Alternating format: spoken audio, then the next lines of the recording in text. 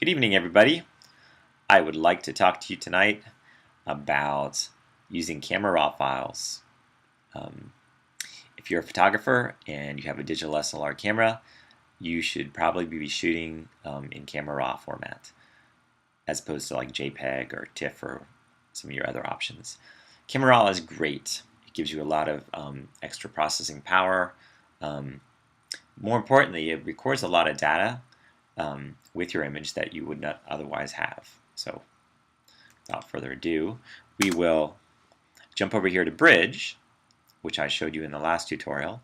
Remember, I assigned some keywords, and we used some keywords to find this image here, which I will now go ahead and say open with camera raw. And I could just double click on it actually, because it is a CR2 file, which is the camera raw format for my Canon. So it's going to open in this dialog box anyway. Okay, the first thing I'm going to do is I'm going to crop it. And I'm going to actually click the drop down menu and make sure I have 2:3 because I want to keep it in my 35mm aspect ratio. So I need that picture out at the top. I need the car. In fact, let's just take that whole table out. Now, if I were to crop this in Photoshop and save it, this area would be gone forever. However, in Camera Raw, even though it'll store it with this crop, I can actually still go back and get this image stuff, this outlying image later on if I want to. All that stuff will really be preserved in my original file, and that's part of the beauty of Camera Raw. So all the changes I make, they'll make it look better, but they won't affect my original file. My original data will all still be there, which is pretty awesome. Okay, so it's cropped, but again, I could get back, even after I save this, I can get back to my original stuff. Okay. Let's go ahead, we're going to ignore all these guys up here except for the crop thing, obviously, which I just used. And we're going to look at these things because we're short on time and there's some things in here that are super important. Right here under my histogram, remember that's a histogram. You can tell just by my histogram it's a little bit underexposed. If I look at it, my color balance is a little off, so let's start here with temperature and move it to the left a little bit. Get some cool tints in there. And actually, I think I need to put a tiny little bit of magenta in there as well. Okay, I think that looks pretty good. We need to increase my exposure here. Now, first of all, the reason we're working with this image is because my son Quinn took this, and it was his first digital SLR picture.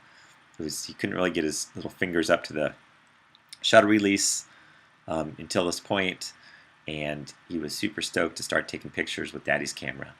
So we're going to make this picture, because it's so important, a little bit better. Okay, so Quinn's first digital SLR picture of Barley Rocks and Dad. Okay, so we turn the exposure up a little bit. You know, a lot of these things are self-explanatory.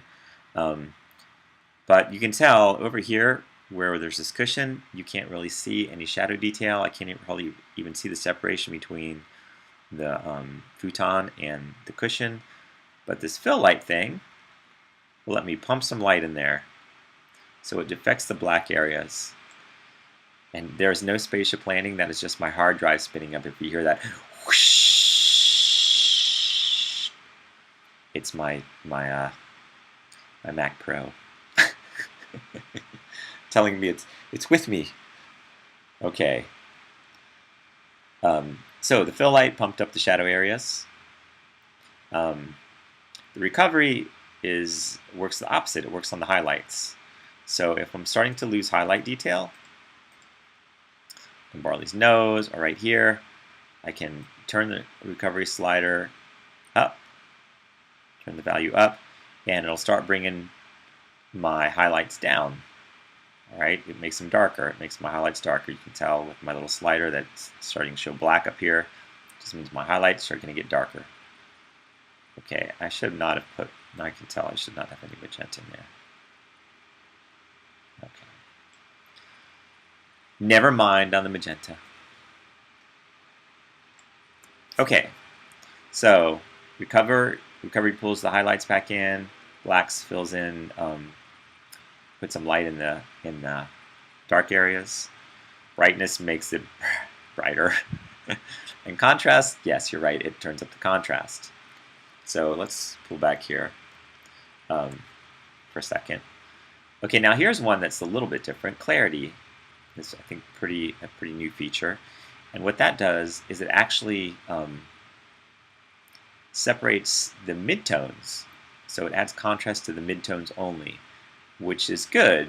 I actually use this a lot. Now with this picture, you can't really see any difference when well, you can see a little bit. If you look, you probably can't see it in the video at home. But if you look just at Barley, yeah, you can see it. Look around her eyes right here. Let's blow this up and see if we can see it. If I put this all the way down here, oops, I missed it. Yeah, you can see that pretty well. Now the beauty of this is it's not messing up all my my shadow areas. They're still fine, and my highlight areas are still okay. So it's just the midtones it's affecting, and that's a great thing because I don't need to worry about my highlight detail disappearing or my shadow detail disappearing. So this slider's pretty awesome. That was clarity. So clarity separates the midtones, adds more contrast to the midtone values only. If I would have pumped that contrast up, it would have made the highlights all get wicked off and the shadows wicked dark. Okay. Light, contrast, and clarity are similar. Vibrance and saturation are similar as well. And there's a train. There's a train out my window, and my my Mac Pro is going whoosh. It's like a little cacophony of sound here at 1:21 in the morning. Okay, we were going to talk about vibrance and saturation. All right. You might know saturation. It increases the color intensity of your colors. So, reds will get more red, blues get more blue.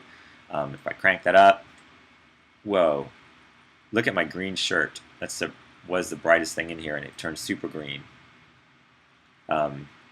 It turns up, the saturation slider turns up the saturation of everything. Whereas the vibrance slider, if I turn that up, it'll just look like it's not affecting things so much. But in fact, if you look at my face is getting more saturated, and Barley's tan fur is getting more saturated. Or I should say more vibrant. But my green shirt, which is already pretty saturated, is relatively unaffected. So it doesn't affect the areas that are already super saturated. The vibrant slider doesn't. Let me say that again. The vibrant slider doesn't affect areas that are already super saturated. All right? But the saturation slider will. It'll just saturate everything. Okay. Play with those, you'll see. All right. Next, we have our tone curves. I'm going to ignore those because here's the meat of what I want to get into with this image. The reason I picked this image is because there's so much noise, because it was low light and it was shot at ISO 3200. You can see it was shot at 5.6 at a 60th of a second with the lens set to 17 millimeters. The zoom lens was a 17 to 85 and it was set at 17. All that stuff was recorded in my metadata because it's camera raw. Cool, because I could never remember all that. Or I wouldn't even known since Quinn was taking the picture and he set the camera. Okay, so we got some noise to deal with. All right, the great thing about camera raw is it actually, I think it's great. It actually makes some modifications to your images with the defaults. Like I didn't even set any sliders. It already comes in with a little bit of sharpening. The radius set at 1, the detail slider at 25, etc. So the way this works is sharpening. I really don't need to sharpen this so much because if I turn the slider up, it's just gonna make it look noisier. So the rule of thumb with sharpening is usually you want to sharpen things that have a lot of detail in them, like streetscapes, architectural shots. But things like portraits, turn the sharpening down a little bit. Same with the radius. Radius down for, I'm going to turn the radius down a little bit for this picture of me. But again, if I was shooting a bunch of buildings, I might want to turn this radius up because that'll, watch this, see if we can see the difference. I think we'll have to turn the sharpening up to really see that happen. But it'll make the sharpening look more dramatic if you turn this radius up. And the default is 1. We'll just go a little under that. Again, what I really want to do, maybe we'll turn this up here, is get the noise out of here. Okay, the last thing, and I will mention this, is the masking.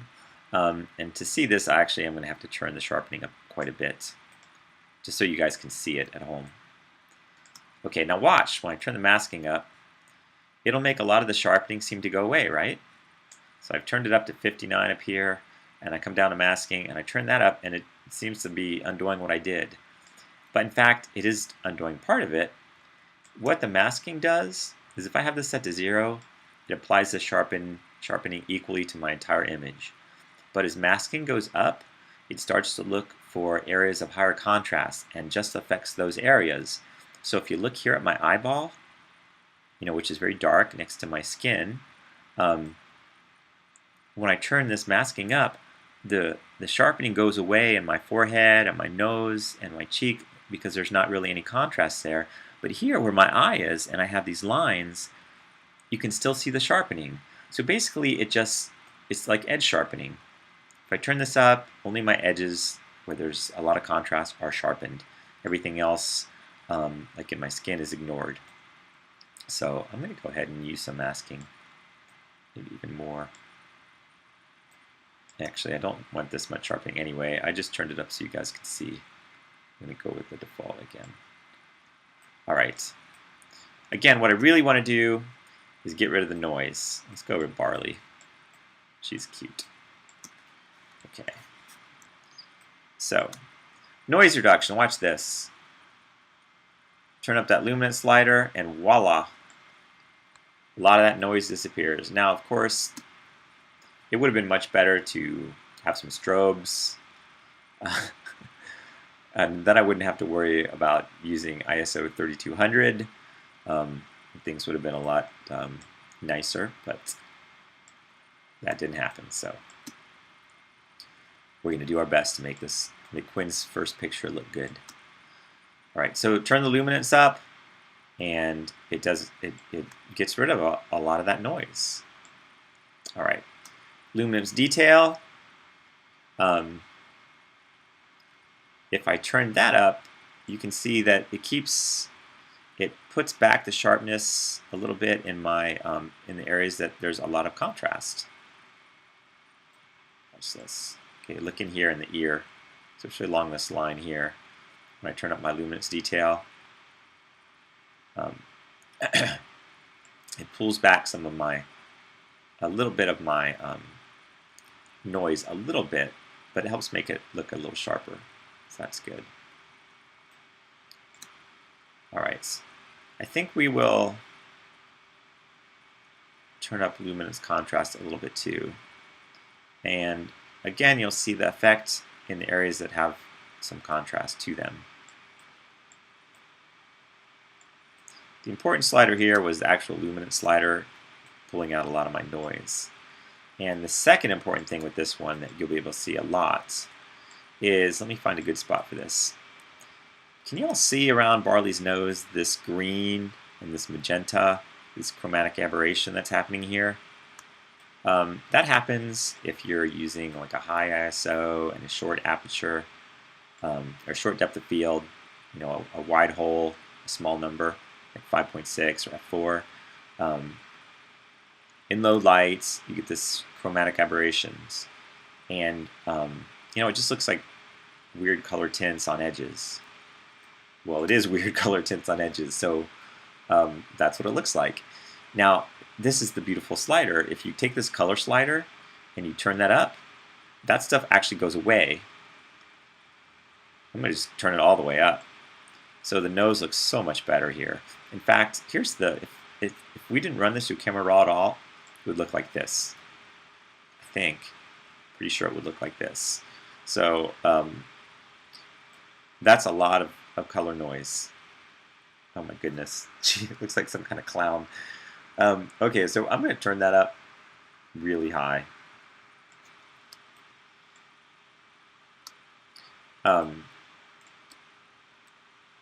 And then, you know, whenever you get rid of something, you have to worry about getting rid of it too much. So there's always a way to bring some of it back, which is what this little color detail slider is for. But I'm going to ignore that.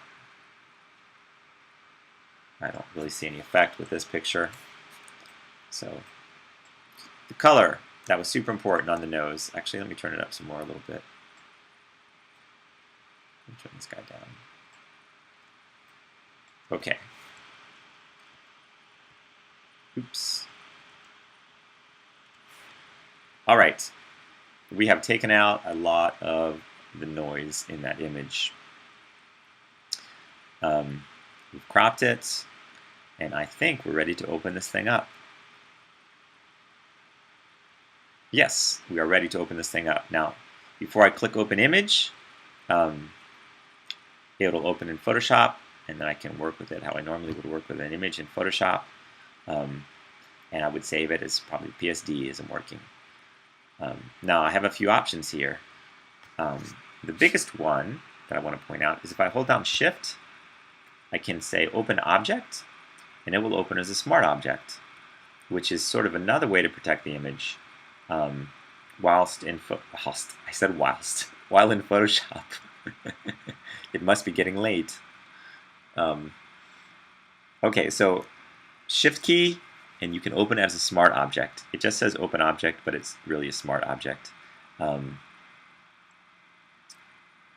And I think that's it. If you want to hear about smart objects, that's a future tutorial. It's already done. Okay, we're done.